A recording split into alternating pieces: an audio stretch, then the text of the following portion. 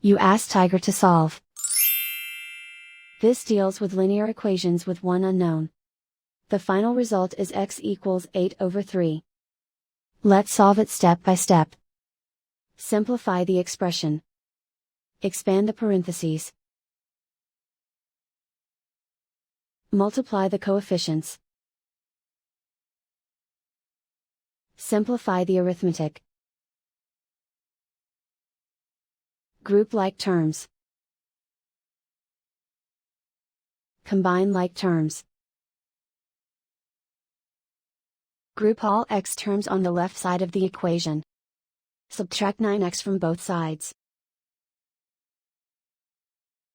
Group like terms. Simplify the arithmetic. Group like terms.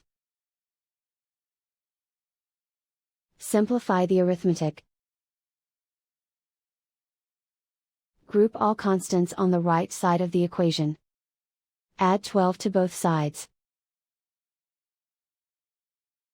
Simplify the arithmetic.